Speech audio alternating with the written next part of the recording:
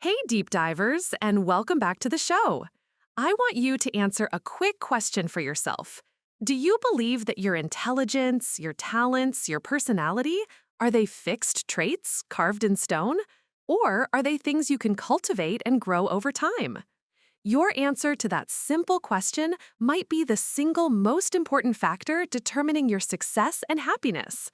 Today, we're diving headfirst into the groundbreaking work of Carol Dweck's Mindset, a book that draws a powerful line in the sand between being stuck and being unstoppable. Get ready to find out which side you're on and how to cross over. Sometimes you look at people who achieve truly extraordinary things. I mean, these towering figures in science, art, sports, whatever, and there's this temptation to think they were just born that way. Right. Like they just popped out of the womb with some inherent gift. Yeah. A silver spoon of talent that basically made their success inevitable. It's the narrative we're often fed, isn't it? The natural, the prodigy, the one who just has it, seemingly without having to, strive too hard. Yeah, effortless genius. Exactly. But then you start digging into the stories, like the really fascinating ones in the source material we're looking at today. And you find out that Charles Darwin, okay, the guy who gave us the theory of evolution, fundamentally changed how we see life. He was considered an ordinary child. No kidding. Darwin. Yeah. And Leo Tolstoy, I mean, one of the greatest novelists ever, also described as just, an average kid. Ben Hogan, the golf legend, famous for this perfect swing, apparently he was famously uncoordinated, even graceless when he was young. That's hard to picture. Hogan, uncoordinated. Right. And Cindy Sherman, the photographer, her work is on lists of the most important artists of the 20th century. She actually failed her first photography course. You failed it. Wow. And Geraldine Page, a truly great actress, was apparently advised early on to just give it up because she lacked talent. Okay, those examples are really striking, aren't they? They just completely upend that simple born-with-it idea. Totally. So how do you square that? Yeah. Those seemingly ordinary beginnings or even, outright failures early on. Mm-hmm. How does that lead to the incredible world-changing success they eventually achieve? What unlocked their potential? And that's precisely where the core idea of our deep dive today comes in. The source material we've been digging into takes a really deep, research-backed look at something called mindset. Okay. Not just like a fleeting mood, but as a fundamental underlying belief system about where our abilities, our traits actually come from. And it zeroes in on two specific mindsets: the fixed mindset versus the growth mindset. And the central argument here is that this isn't just some, abstract psychological concept. It's a profound driver in how we approach challenges, how we handle setbacks, how we interact with others, and ultimately whether we truly unlock whatever potential we might have. And the sources really dive deep, drawing on some compelling psychological research, lots of real-world examples, personal stories across all sorts of different areas. Yeah. So our mission today, really, is to take this stack of material and just unpack these two powerful concepts to really understand the fundamental differences in their core beliefs, how they show up sometimes subtly, sometimes, really dramatically in pretty much every aspect of life. Like personal development, relationships. Right, relationships, sports, business leadership, even how we parent and educate our kids. We want to extract those crucial insights that help us understand what truly fuels accomplishment, resilience, continuous improvement, especially when you maybe weren't handed that seemingly obvious head start. What is it that makes the difference when talent alone just isn't enough? Okay, let's dive right in then. At its absolute core, the distinction between these two mindsets, it really boils down to a fundamental belief about the nature of, human qualities. That's right. If you boil it right down, the fixed mindset is basically rooted in the belief that your basic qualities, things like your intelligence, your talents, even, fundamental parts of your personality, are static. They're inherent traits. They're fixed. So you either are smart or you weren't. Pretty much. Yeah. You either possess a certain amount of intelligence or you don't. You were born with artistic talent or you weren't. Your core personality is what it is, and it's not really going to change much. Okay, and if you truly believe that about yourself, wow, the implication is incredibly high stakes. If your intelligence or talent is fixed, then life isn't really about learning or developing, is it? No. It becomes this constant kind of exhausting series of tests where you feel like you have to prove that you possess these desirable inherent qualities. Every challenge you face, every evaluation, every test, it feels like a profound judgment on your fundamental worth. Success validates that you are smart or talented. It reinforces that fixed self-image. But failure is devastating. Utterly, because it feels like it reveals a fundamental, unchangeable inadequacy. Exactly. It's like, see, I knew I didn't have it. Precisely. And it creates this deep urgency to constantly demonstrate those qualities. And because the stakes feel so existential, I mean, your inherent self-worth feels like it's on the line. People operating from that fixed mindset often find themselves, maybe unconsciously, distorting reality or rationalizing or explaining away outcomes that don't fit their desired self-image. Ah, okay. So if they fail at something important. Yeah, it's incredibly difficult to accept it as, say, a lack of effort or maybe needing a different strategy, because that would imply a lack in the fixed trait they value so highly. So they might blame others or the circumstances. Right? The test wasn't fair, the teacher doesn't like me, whatever. And this whole dynamic makes accurate self-assessment, which, is crucial for learning, incredibly difficult. Yeah, I can totally see how that happens. If being wrong or making a mistake or even just visibly struggling is interpreted as proof that you fundamentally lack intelligence or capability, well, of course you'd become incredibly sensitive about it. The source material mentions this pervasive feeling underlying the fixed mindset. The constant internal question is always, how will I be judged? Everything becomes about evaluation. Now, let's sharply contrast that with the growth mindset. The core belief here is, well, it's transformative. Yeah. It's the idea that your most basic qualities can actually be developed. Develop? How? Through your dedication, through the strategies you choose, through drawing on help and guidance from others. It's the belief that a person's true potential is fundamentally unknown. And unknowable, really. Unknown and unknowable. I like that. Yeah, you simply cannot possibly foresee what years of passion and relentless toil and effective strategies and dedicated training can actually help a person accomplish. Wow. Okay, that sounds like it completely changes the game. If you believe you can actively develop yourself, the focus isn't on proving how smart or talented you already are. Not at all. It completely shifts to improving. Challenges aren't these terrifying tests of your inherent worth anymore. They become exciting opportunities to learn and grow. Mistakes aren't fatal flaws that expose you. They're just lessons. Crucial information for getting better. Right, data points. Exactly. Data points. And because the entire orientation is toward learning and development, people with a growth mindset are far more open to receiving accurate information about their current abilities, even if it's, unflattering or highlights weaknesses. Because you need that info to improve. You need it. If you're genuinely trying to improve effectively, you need to know where you stand right now. It's necessary data for effective learning, for progress. They're truly oriented toward the process of learning itself, not just the final outcome. So it's really not just about having, a generally positive attitude. Now it goes deeper. It's a fundamental, deeply held belief about the very nature of human capabilities.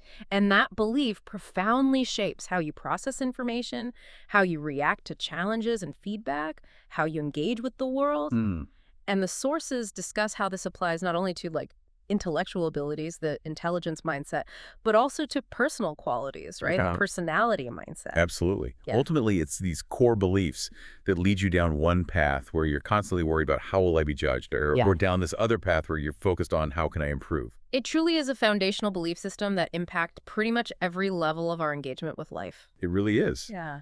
And understanding this core difference brings us right to our next major area of exploration from the sources: how these mindsets play out specifically in the pursuit of potential and accomplishment, especially in fields like sports or other areas of achievement where the idea of natural talent is so prevalent and, well, often so misleading. Ah, yes, the pervasive myth of the natural, especially in sports, right? There's this deeply ingrained cultural belief that some people are just born athletes. Totally. They look the part, they move effortlessly, they just are athletes, seemingly without trying very hard.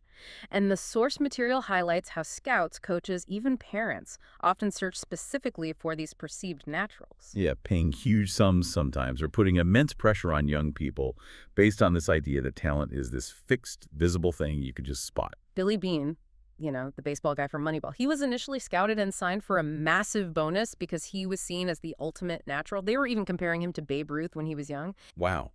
But as those counterexamples you mentioned earlier just so vividly illustrate, the stories of so many celebrated figures completely contradict this whole notion. Right, Darwin and Tolstoy weren't marked as special kids. Ben Hogan, the legendary ball striker. The awkward kid. Yeah, famously awkward and uncoordinated as a child, spent countless hours relentlessly working on his swing. And Chuck Yeager, the first person to break the sound barrier, an incredible pilot. What did he say? He explicitly stated, and I'm quoting from the sources here, there is no such thing as a natural-born pilot. He emphasized that becoming proficient was the result of incredibly hard work, continuous effort, and just a lifetime commitment to learning. That quote from Yeager really hits home, doesn't it? It wasn't some inherent pre-programmed ability that made him extraordinary. No, it was dedication, ongoing effort, and that learning mindset. And think about Babe Ruth again. We picture this larger-than-life figure, maybe even a bit undisciplined later on with his famous appetites, right? Yeah. The legend. It's so easy to fall into that natural trap and assume he just ambled up to the plate and effortlessly swatted home runs because he was born with some magical hitting gene. But the sources reveal a much more growth-oriented reality. I mean, yes, he had undeniable power, but he wasn't initially a consistently great hitter. Really? Yeah, he was inconsistent. Sometimes he even looked washed up, apparently, like after a tough season in 1925. The turning point wasn't finding more innate talent. It was discipline. Effort. Okay. He committed to getting in shape in the offseason, and then from 1926 to 1931, he had this utterly incredible surge in performance, averaging 50 home runs a year. 50 a year. His biographer said he rose like a rocket through that newfound discipline. And crucially, he loved to practice. When he joined the Red Sox, apparently he'd spend hours hitting balls after games, honing his skill long after everyone else had gone home. And Michael Jordan, perhaps the most famous athlete held up as the epitome of a natural, yes, obviously, incredible physical gifts. But his own words reveal that growth mindset right at his core. What did he say? The missed shots quote. Yeah. I've missed more than 9,000 shots in my career. I've lost almost 300 games. 26 times I've been trusted to take the game-winning shot and missed. And you can bet, as the source implies, after every single one of those missed game winners, he was back in the gym. Relentlessly practicing that shot, analyzing why it missed, refining his technique. Or Kareem Abdul-Jabbar. When they outlawed the dunk in college basketball, his signature, seemingly natural move, many thought it would cripple his game. I remember that. But instead, he just doubled down on effort, worked twice as hard to develop other shots, his bank shot, his skyhook, his jumper, and became a more complete offensive player. He adapted, he grew, he didn't just rely on the one fixed ability. It's that relentless dedication to development, not just inherent flair. That's what defines true, lasting greatness. Exactly. Marina Semyonova, a great Russian dancer mentioned in the source, wasn't described in terms of effortless grace, but things like passion, iron will, and incredible stamina. All effort words. Which leads to this really interesting, almost counterintuitive point the sources highlight. The potential curse of talent. Ah, yeah. Being labeled a natural or being praised primarily for your perceived inherent ability can actually be detrimental. It can push you squarely into a fixed mindset. Right. If you're told you're great just the way you are, that you don't need to try hard because you have it, well, why would you put in the effort? And why would you seek out challenging situations that might expose the possibility that maybe you're not quite as effortlessly brilliant as everyone thinks? It fosters this deep reluctance to put in the effort or to face potential failure. Because effort implies you're not naturally brilliant, and failure just proves it. Billy Beane, the baseball natural we mentioned. Yeah, what happened with him? Despite his huge physical gifts, he apparently struggled terribly with failure. The minute things went wrong on the field, he'd lose control, searching for something to break. He just didn't have the growth mindset skills to process failure constructively. Well, And John McEnroe, another complex figure, famously preferred performing to practicing relentlessly. He saw visible effort as something that cast doubt on his inherent talent. but then you have figures like Bruce Jenner, who maybe unexpectedly found an advantage in struggling with dyslexia. How so? Because reading didn't come easily, because he had to work incredibly hard just to keep up academically, he learned early on that the way you get ahead, the way you achieve anything meaningful is through hard work. Ah, so the struggle itself taught him the value of effort. Exactly. That necessity, that early experience of effort paying off where natural ability wasn't enough, it instilled this deep-seated growth mindset that served him incredibly well later when he pursued athletics. These stories just all underscore the growth mindset view. Effort isn't just one factor among others, it's the crucial element. Effort is what ignites your ability. Right. It's what takes potential, whether that potential is immediately visible or not, and turns it into actual accomplishment. Even prodigies like Mozart or that young boy Michael described in the sources who just excelled at everything. They Yeah. weren't just gifted with ability. They had this relentless, almost obsessive curiosity, a deep drive to engage, to explore, to seek out challenges that push their skills further.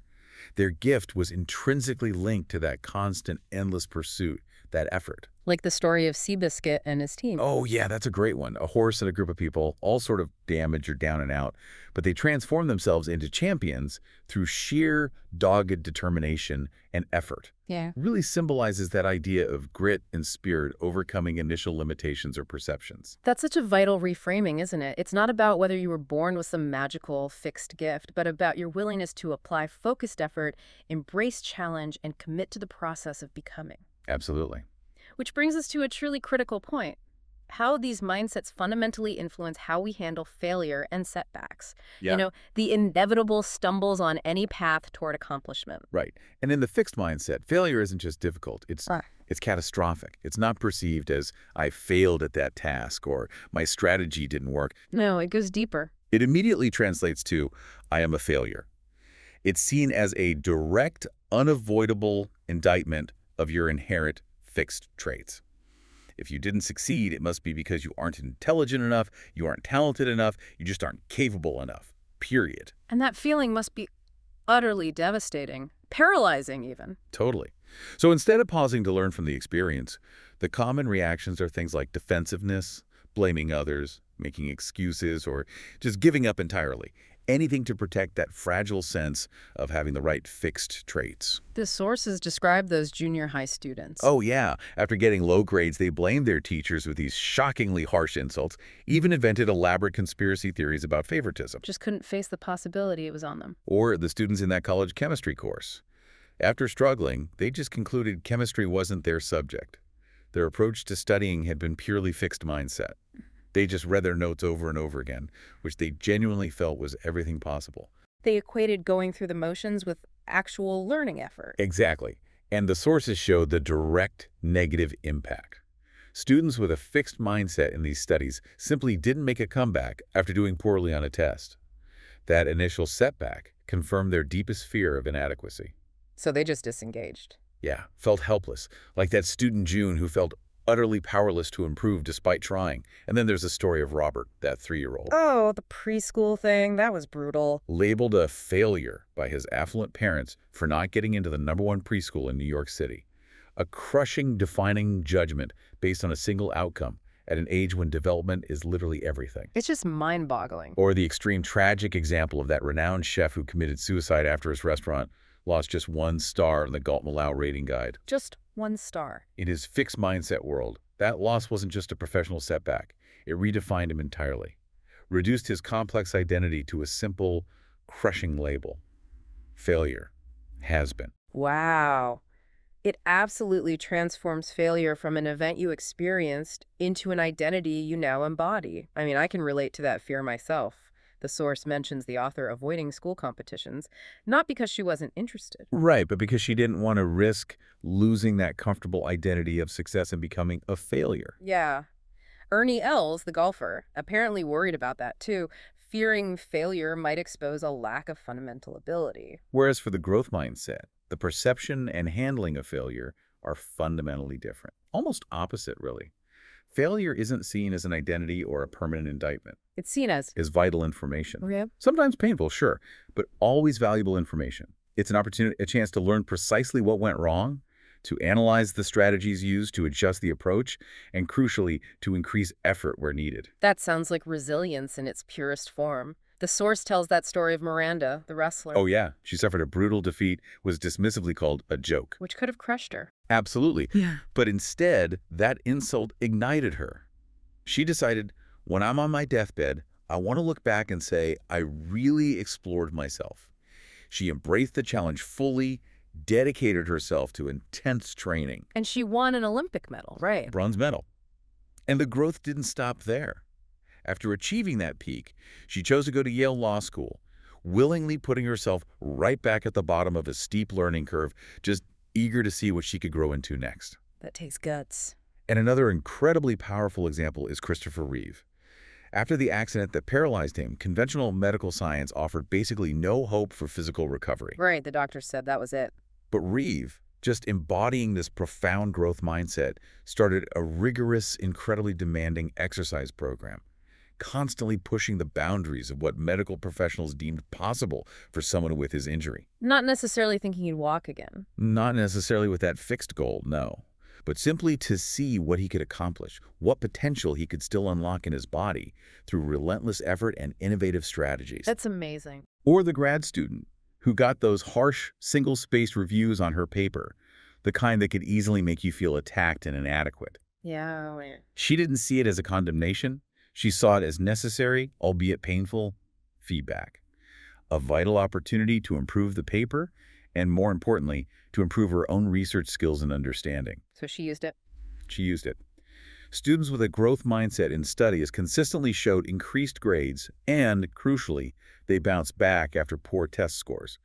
They took charge of their learning process, actively creating their understanding rather than just passively rereading notes. It really is the difference between letting failure define you, shrink your world, convince you to stop trying, versus letting failure inform you, illuminate the path forward, and propel you to try harder and maybe smarter. Exactly. And this vital distinction isn't just confined to individual achievement. It profoundly impacts our relationships with others, too. Okay, how does that play out?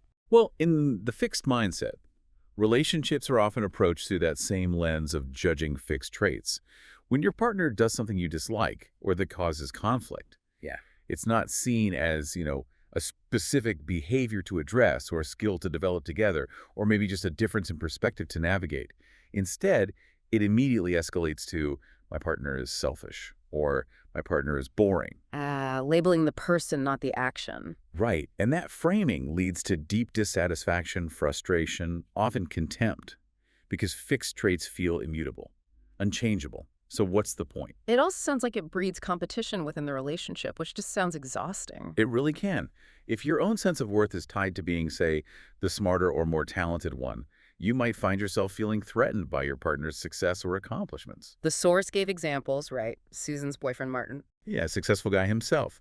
But he visibly winced and seemed threatened by her popularity and ease with people at a conference.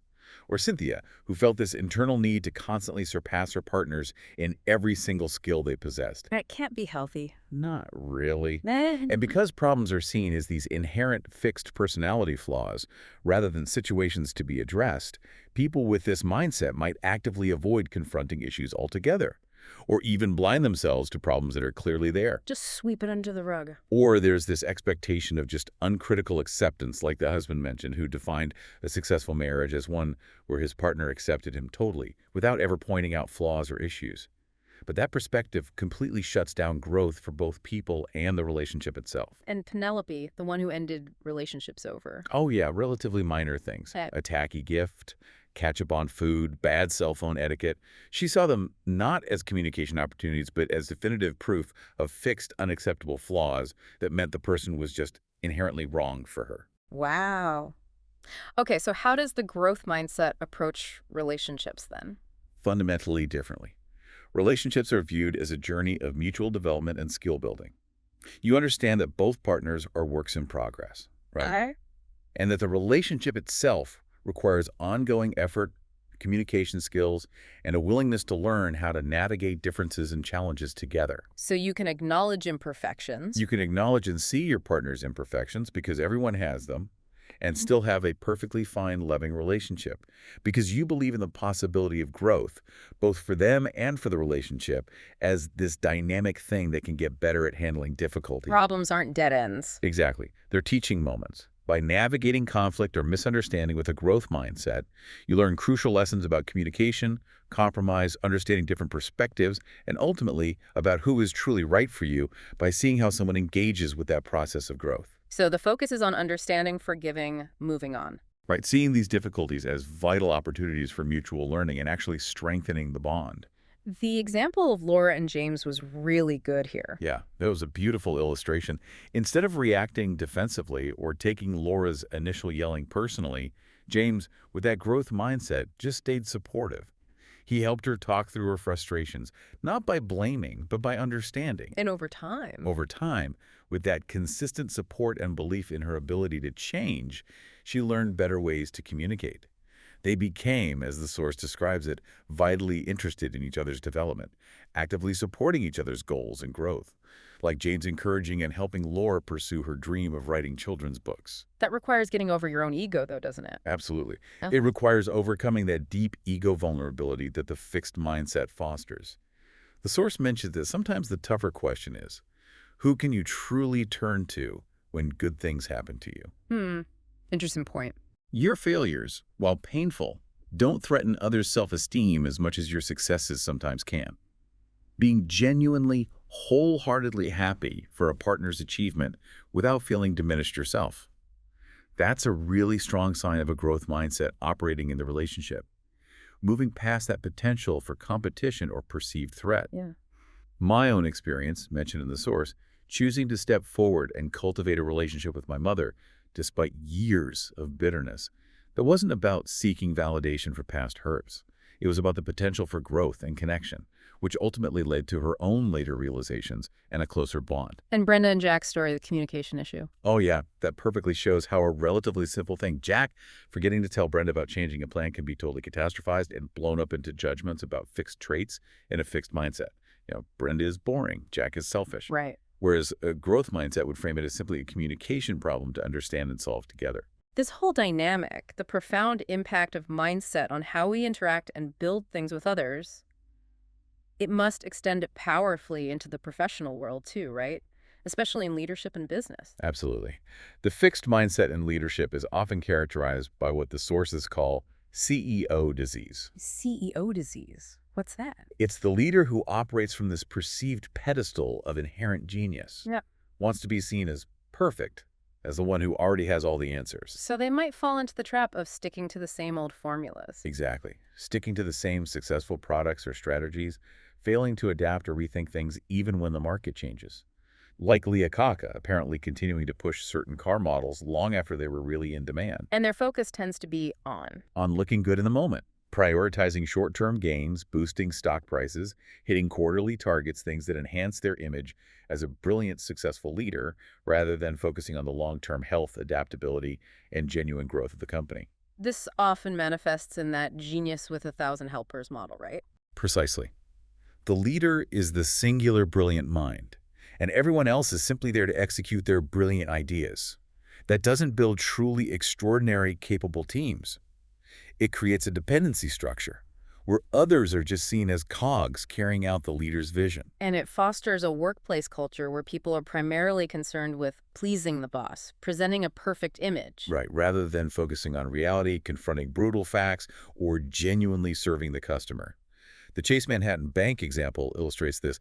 The focus became so much about reacting to the leader's priorities and moods, the primary reality, that the actual market and customers became secondary. Wow. And the source also points out something interesting. You can have a growth mindset about your team, but a fixed mindset about yourself. Like Bob Knight, the basketball coach. Exactly. He believed fiercely in his players' ability to develop and improve, but seemed unable to analyze his own coaching strategies when they weren't working. He saw the team's performance as proof of his fixed coaching ability, which ultimately limited his own effectiveness and ability to adapt his approach. Okay, so in stark contrast, what does growth mindset leadership look like? Fundamentally different and, according to the sources, far more effective for long-term success. The material points to research describing level 5 leaders. Level 5. Yeah, these paradoxical figures who combine intense professional will with profound personal humility. These leaders are often self-effacing, they constantly ask questions, they proactively confront the brutal facts about the business, including their own failures, yet they maintain this unwavering faith in the ultimate success of the enterprise. Like Darwin Smith at Kimberly-Clark. Right, who transformed the company from a paper mill into a consumer products giant, or Ken Iverson at Nucor Steel, who built this highly successful, adaptive company with a really strong culture of learning. And they prioritize the long-term health over short-term glory. Yes, sometimes risking Wall Street's immediate approval to invest in the future. And crucially, they understand their role isn't to be the only genius, but to build extraordinary management teams. not just have helpers. Because they operate from that core belief that capability can be developed. Exactly. They actively cultivate talent and empower others around them. Lou Gerstner at IBM is cited as a prime example. He walked into a company crippled by a fixed mindset, culture smugness, internal turf wars, total disconnection from customers. And he turned it around. He systematically rooted out that fixed mindset culture, replacing it with one built on teamwork, follow-up, and genuine customer focus. This belief in learnability, the idea that people can develop crucial skills, that seems absolutely key. It is. The source discusses how many corporate training programs fail, not because the content is bad necessarily. Because Because the underlying mindset about whether managers can truly be trained to coach effectively is fixed.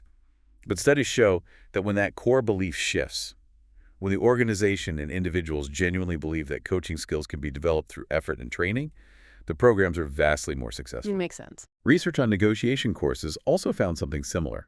Students who started with a growth mindset about negotiation skills on day one earned significantly higher final grades and showed a deeper, more nuanced comprehension of the theory and practice than those with a fixed mindset. So it's not just about the information. No, it underscores that success isn't just about what information is presented, but the learner's belief in their own ability to absorb, practice, and grow using that information. Okay, and these powerful mindsets also significantly impact how we perceive and respond to, like, external opinions, feedback, stereotypes, criticism, all that stuff. Oh, absolutely. We're incredibly sensitive to messages about our abilities and worth, aren't we? Sometimes carrying the weight of comments received decades ago. Yeah, the sources mention Loretta's kindergarten placement test potentially defining her academic path, or the author's own visceral memory of her kindergarten experience feeling judged. That sensitivity to external evaluation about our capabilities, it seems to be something we never truly outgrow. So when you operate with a fixed mindset, negative labels, criticism, and especially stereotypes can be just deeply internalized. Yeah. If you believe your intelligence or talent is this fixed, fragile thing, and someone tells you you're not good enough, or you encounter pervasive stereotypes suggesting your group has lower ability in a certain area, it can feel like a fundamental, undeniable truth about you. Which must be devastating for confidence. Absolutely. It diminishes your sense of belonging, your confidence, your motivation, particularly when you're facing prejudice. The study on women in math classes is a really stark example. What happened there? When faced with negative stereotyping from a male professor, the women with a fixed mindset felt their sense of belonging and their comfort level with math just wither significantly. They tended to trust that external negative opinion too much. Like the author's experience being called bad-mannered in the drugstore. Right. It left that lasting, hard-to-shake sting because it felt like a judgment on a fixed trait.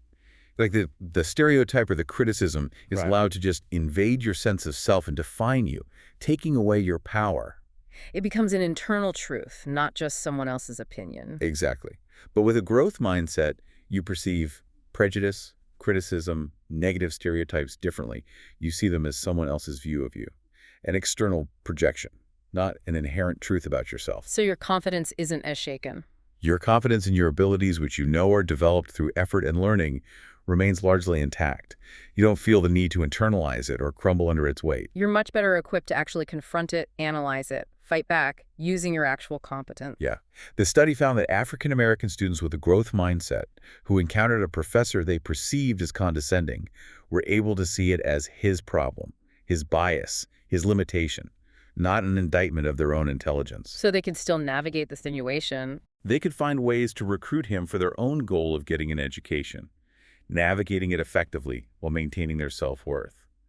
Similarly, the women in the math study with a growth mindset maintain their sense of belonging and confidence by discussing the issues in groups, collectively processing the professor's behavior, and recognizing his inability to see their good reasoning as his failing, not theirs. The source also touches on how mindsets influence reactions to bullying, right? Yes. Students with a growth mindset often saw bullying not as proof of their own inadequacy, but as a reflection of the bully's underlying psychological problem, their need for status, insecurity, low self-esteem. So it shifted their reaction. It shifted from internalization of hurt to maybe a desire to understand or even educate the bully. The perspective of Brooks, a survivor of the Columbine shooting, is incredibly moving here. She saw the perpetrators not as inherently sick monsters, fundamentally different from everyone else, as kids who were slowly driven down a destructive path, emphasizing the growth-oriented need to use your mind to make things better in the world rather than resorting to violence. Wow. This brings us to a particularly crucial and probably sensitive area. How mindsets are shaped, especially in parenting and education, where the messages we send to children have such a profound, lasting impact. This is a huge area where, often with the very best intentions, we can inadvertently foster a fixed mindset in kids. The research on praise is incredibly illuminating and, frankly, a bit unsettling for anyone who has ever told a child, "You're so smart." Yeah, that study by Mueller. Right. Praising children for their intelligence or talent, "You're so smart, you got it right," had this counterintuitive backfire effect. While it gave them a temporary ego boost, sure. What happened when things got harder? When they were later given difficult puzzles, their enjoyment plummeted, their confidence just vanished almost immediately, and their performance suffered significantly compared to kids praised differently. They became afraid to take on challenging tasks that might reveal they weren't always effortlessly smart, because failure would shatter that fixed self-image. My son's experience, as his mother recounted in the source material, sounds like a perfect real-life example of this. Praising him for being smart led him to actively avoid difficult work, especially in math. Because he was terrified of making mistakes and failing, which would challenge that core identity tied to fixed intelligence.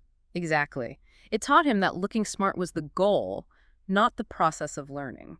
Whereas praising effort, Praising children for their effort or the process they use, "You must have worked really hard," or "I like the strategy you use there." That promoted resilience, instilled a love of challenge, and led to significantly better performance when things got difficult.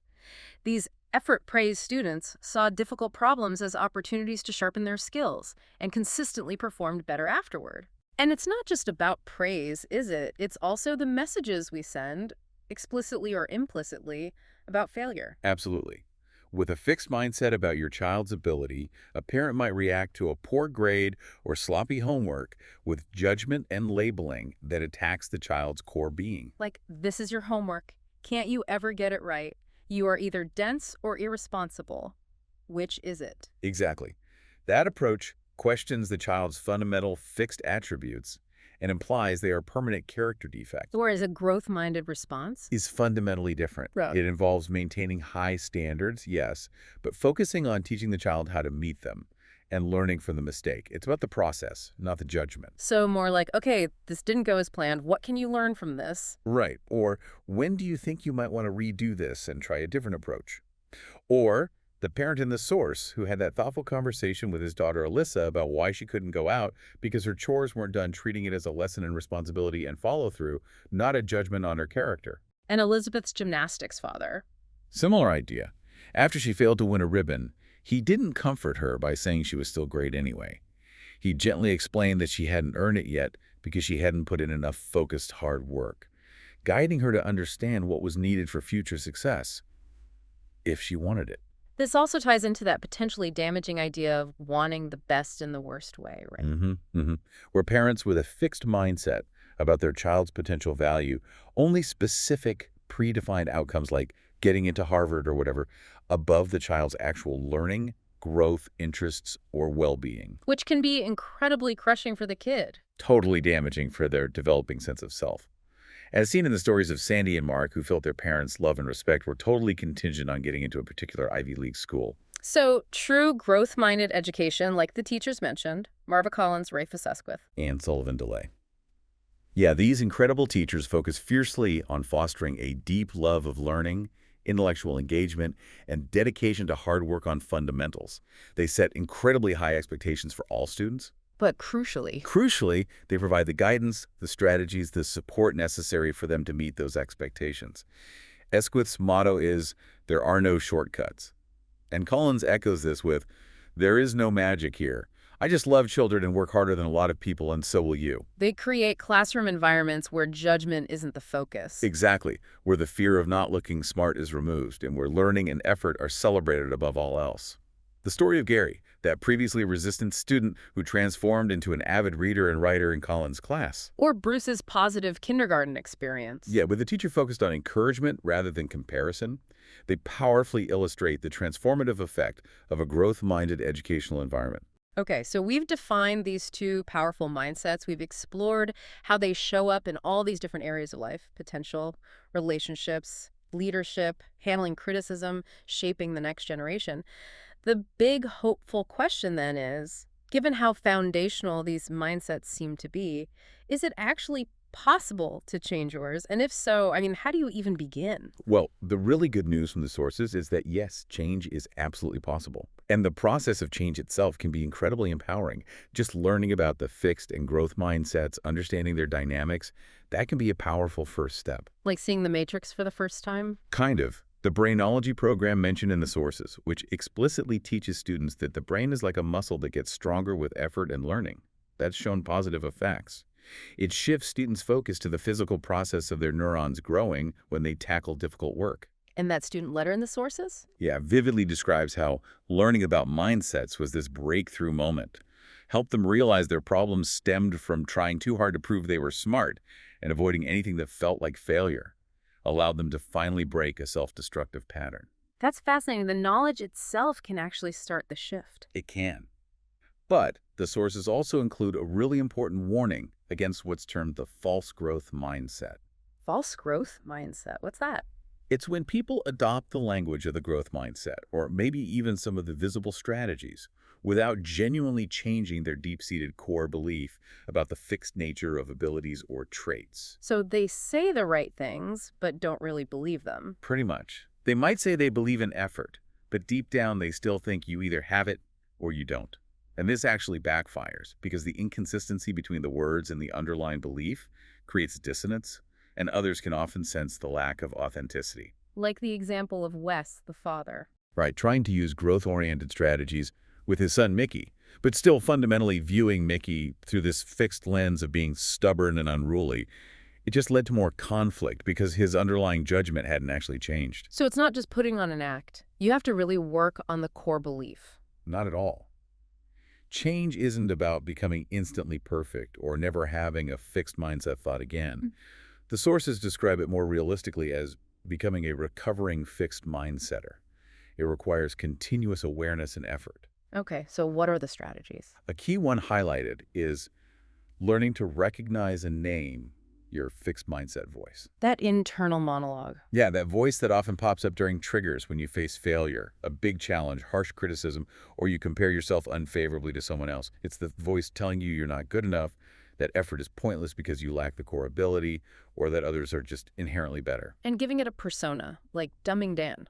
Exactly. Giving it a specific persona, like that student did, can be incredibly helpful. It helps you externalize it, to step back and say, okay, that's just Dumping Dan talking, rather than accepting it as absolute truth about yourself. That makes sense. It makes it feel less like you and more like something separate you can observe and manage. Precisely. And beyond just recognizing the voice, the sources emphasize the critical importance of making a concrete, growth-oriented plan for how you'll handle specific situations. Using implementation intentions. Right. Which means deciding beforehand, specifically, how you will respond in a growth-minded way when you encounter a particular challenge or trigger. Doing that makes you vastly more likely to actually follow through. It helps bypass hesitation in the moment and makes the desired behavior more automatic. Like the depressed students with a growth mindset. That's a powerful example. The worse they felt emotionally, the more they made themselves stick to their constructive, growth-oriented plans. It demonstrates the power of that pre-commitment over fleeting feelings. So it's planning the action when you're calm and then letting that plan guide you when you're in the difficult moment, regardless of how you actually feel. Exactly. It builds resilience right into your response system. And finally, the sources suggest that living the growth mindset is really about making it a daily practice, incorporating it into everyday life. How? Like simple things. Yeah, simple things like structuring conversations, maybe around the dinner table, using growth-minded questions. What did you learn today? What mistake did you make today that taught you something useful? What did you try really hard at today? So it normalizes discussing effort, strategy, learning, even productive failure. Exactly. It shifts the focus away from inherent talent, effortless perfection, or just summarizing achievements. It celebrates the process of becoming, not just the static state of being. But it takes ongoing work, right? The fixed mindset is tempting. It is tempting because it offers this seductive promise of inherent worth saying you're valuable just for being who you are, for having talent, without necessarily putting in all that visible effort. Moving towards a growth mindset, especially where a fixed mindset is deeply rooted, requires actively choosing and cultivating that belief in development, particularly during challenging times. And the source makes a really profound point right at the end about this transition, doesn't it? About moving beyond judgment entirely. It does. It suggests that true mindset change moves you out of the entire framework of judgment.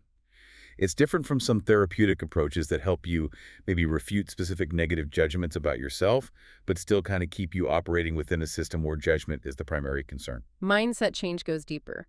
It fundamentally shifts your orientation from being constantly evaluated and fearing judgment to being focused on learning, developing, and growing, regardless of how things are initially assessed. It is a deeper, more liberating transformation. It's not just about feeling better within the confines of a judgmental system. It's about transcending that system for a framework of continuous exploration, learning, and development. Wow. This has been an incredible deep dive into the powerful, often subtle, but ultimately transformative impact of mindset. We've really seen how shifting from that fixed view of abilities and traits to a belief in growth through effort and strategy can fundamentally unleash potential, sometimes in really unexpected places. Build profound resilience in the face of failure. Improve our relationships by focusing on development rather than just fixed flaws. Drive genuinely effective leadership by fostering teams, not just helpers. Provide a buffer against judgment and stereotypes. And create truly supportive environments for learning in children and adults alike. It really does highlight that sustained accomplishment and, frankly, fulfilling lives aren't primarily about some static innate talent we're born with, But about the cultivation, the perseverance, and, critically, how we choose to interpret and respond to the inevitable challenges, setbacks, and feedback that are just a fundamental part of the human experience. Absolutely. And as you listening, reflect on the powerful difference between seeing failure as an indictment of who you are versus an opportunity to learn and grow. Maybe consider this question for yourself. Where in your own life might you be holding on to a fixed label about yourself, perhaps stemming from an old critique or a past failure, instead of embracing it as a growth lesson? How could shifting that perspective, even slightly, transform not just your approach to that area, but maybe your fundamental sense of self and what's truly possible for you? Or maybe think about the people you interact with regularly, your partner, your children, your colleagues, friends. Are you primarily seeing them through the lens of fixed traits, making assumptions about who they are and what their limits might be? Or are you truly open to the unknown potential they might unlock through their own effort, learning, and maybe your support? How could a shift in your mindset about their potential fundamentally change those dynamics and what you might be able to build together? And that's our deep dive into the power of a growth mindset. The core message is simple but transformative. The word yet. I can't do it. Yet. I don't understand it. Yet. Embracing that simple word can redefine your relationship with challenges and failure. So, what's one area in your life where you want to apply a growth mindset this week? Let us know in the comments below. We'd love to hear from you. If this episode sparked something in you, please subscribe to PodDeepDive and maybe share it with someone who needs to hear it. Every share helps our community grow. Thanks for diving deep with us. Until next time, stay curious and keep growing.